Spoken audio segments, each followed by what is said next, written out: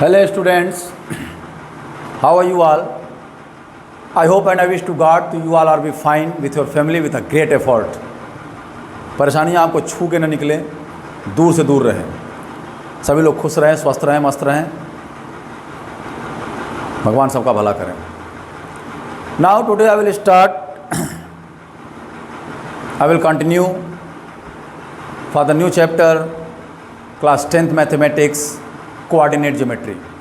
In previous video I will talk about that coordinate geometry. Basic things will be briefly described by me. जो उसका basic चीज़ है मैंने briefly उसको बताया था. उसके बाद मैंने डिस्टेंस फार्मूला बताया था कि how can you derive distance formula का डेरिवेशन बताया. फिर मैंने दो पॉइंट के बीच का डिस्टेंस भी निकाल के बताया, सारी चीज़ें बताई. If you have to focus at video then you have to clear about that what is coordinate geometry. In this process I will be continue for that कि the question is here, the 4 questions written by me, that is 4 question यहाँ मेरे द्वारा लिखे गए हैं. Find the distance between the point this and origin. तो आपका problem होना चाहिए कि ओरिजिन क्या है. तो अभी ध्यान रखिएगा, ओरिजिन का कोऑर्डिनेट्स हमेशा 0 0 होता है, ठीक है ना. कोऑर्डिनेट्स क्या होता है, एब्सिसा और ऑर्डिनेट. एब्सिसा क्या होता है, distance at X axis. Ordinate क्या होता है, distance at Y axis. Okay. Find the distance of the point P from the X axis. ये मैंने बताया था, एक्स एक्सिस से कोई डिस्टेंस यानी ऑर्डिनेट यानी डिस्टेंस ऑन वाई एक्सिस, और distance from Y axis abscissa. Clear है. और ये क्वेश्चन तो हम इसी से शुरू करते हैं. हम इसको 1, इसको 2, इसको 3, इसको 4. पहले 1 सॉल्व कर रहे हैं. 1 सॉल्व कर दें तो कि बोर्ड का प्रॉब्लम आएगा. A B C D is a rectangle whose vertices A 4 3 B 4 1 and C 3 vertices are given. You have to find the length of diagonals. तो फर्स्ट ऑफ ऑल हम फर्स्ट वाला solve कर रहे हैं. एक rectangle हम बना लें, that is A B C and D. A 4 3 है, बी क्या है 4 1 है, और सी क्या है 0 1. तो दो तरीके से लगा सकते हैं. कहने का मतलब ये है कि अगर हम ए बी और बी सी निकालें तो हम पाइथागोरस थ्योरम लगाएंगे, क्योंकि रेक्टेंगल तो मालूम है opposite sides are equal and diagonals are equal, each angle 90 degree. तो जब ये डायगोनल हमें फाइंड करना है, क्योंकि इसके डायगोनल्स इक्वल होते हैं, हमें ए सी निकालना है.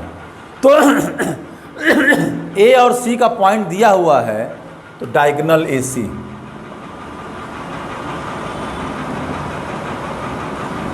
यूजिंग डिस्टेंस फार्मूला क्या हो जाएगा, ए सी फॉर ए सी x1 हो जाएगा 4, y1 हो जाएगा 3, x2 हो जाएगा 0 और y2 हो जाएगा 1. तो डिस्टेंस फार्मूला क्या है, d is equal to under root x1 minus x2 का square plus y1 minus y2 का स्क्वायर. क्लियर है. तो d यहाँ ए सी है, x1 है 4 माइनस 0 का स्क्वायर, 3 माइनस 1 का स्क्वायर.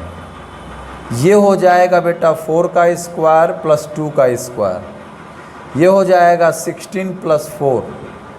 ध्यान दीजिएगा, ये हो जाएगा अंडर रूट 20, या इसको आप लिख सकते हैं अंडर रूट 4 इंटू 5 या 2 रूट 5. क्या हो जाएगा, अब यूनिट लिख देंगे 2 रूट 5 यूनिट्स. अगर सेंटीमीटर लिखना चाहे, मीटर लिखना, क्योंकि लेंथ तो दिया नहीं, उसका जो भी लेंथ का जो मेजरमेंट दिया नहीं है, तो फिर यूनिट लिख देंगे. तो इस तरीके से कुछ लोग इसको और बड़ा लगाना चाहेंगे, तो ए बी की डिस्टेंस निकालिए using distance formula, B C की डिस्टेंस निकालिए यूजिंग डिस्टेंस फार्मूला, फिर पाइथागोरस थ्योरम लगाए, तब भी वही आएगा. तो बहुत ही इजी है. हम लोग इसके बाद सेक्शन फार्मूला पढ़ेंगे, उसको भी डिराइव करना बता देंगे. फिर क्वेश्चन लगाएंगे, कुछ क्वेश्चंस लगा देंगे, कुछ है नहीं इसमें बेटा. That's a very easy chapter but new for you. 10th के लिए नया है, सो कोई दिक्कत नहीं है, आप इसको आराम से कर सकते हैं. आई होप आपको ये क्लियर हो गया होगा. आप पॉज करके नोट कर सकते हैं. अब हम इस क्वेश्चन को भी मिटा देंगे, ठीक है. ध्यान दीजिएगा, थोड़ा पढ़ाई पे ध्यान दीजिए. Practice is the most important part. Practice करना बहुत ज़रूरी है, बिना प्रैक्टिस किए कुछ कल्याण नहीं है, चाहे वो कोई एरिया हो। ठीक है, ध्यान दीजिएगा। तो अब ये क्या है, find the distance of the point 5 3। हम इसके लिए समझाने के लिए बता रहे हैं कि ये है 5 3, चूँकि पॉजिटिव है तो फर्स्ट क्वाड्रेंट में रहेगा, ये एक्स एक्सिस हो गया और ये वाई एक्सिस हो गया। तो हम 5 3 को पहले डिनोट करें। ये तो जान लीजिए कि distance from Y axis is equal to abscissa,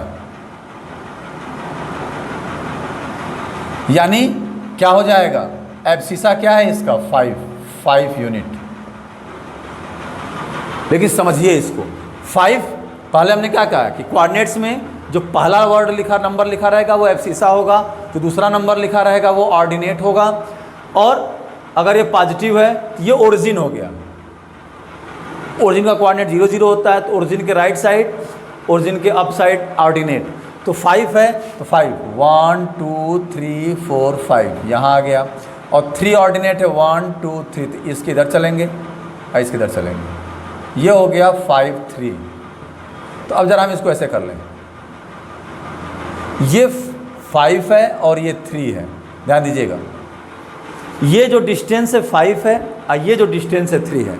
तो अब इस डिस्टेंस की, इस पॉइंट की वाई एक्सिस से डिस्टेंस, यानी ये कितना है 5 यूनिट, 5 यूनिट आ गया। तो एक जनरली है, अगर एमसीक्यू में क्वेश्चन आता है कि any point, distance of any point from Y axis, तो जो कोऑर्डिनेट दिया रहेगा उसमें से एब्सिसा आंसर होगा। Distance from X axis to the any point, तो एक्स एक्सिस से, अब इसको भी समझ लीजिए हम, ये दूसरा हो गया। अब तीसरा देख लीजिए, थर्ड वाला क्वेश्चन, इसको भी समझ लीजिए, हम इसको समझा दे रहे हैं ऐसे ही। Distance from X axis is equal to हो जाएगा बेटा ऑर्डिनेट, क्या हो जाएगा, ऑर्डिनेट हो जाएगा। तो अब यहां पे क्या हो जाएगा, इसका ऑर्डिनेट क्या है 3। जब इस तरीके से लिखा रहेगा तो जो पहला नंबर है वो एब्सिसा, तो दूसरा नंबर है वो ऑर्डिनेट, और दोनों मिल गए तो हो गया कोऑर्डिनेट। ठीक है ना, जो पहला नंबर एब्सिसा, दूसरा नंबर ऑर्डिनेट, दोनों मिल गया हो गया कोऑर्डिनेट, यानी निर्देशांक।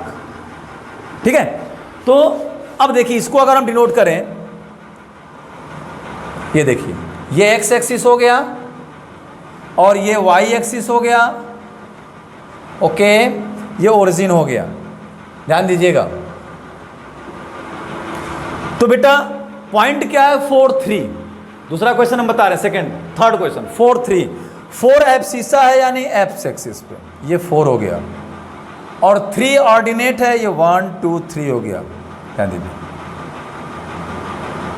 ये पॉइंट P है 4 3, तो ये 4 है तो ये भी 4 होगा, और ये 3 है तो ये भी 3 होगा।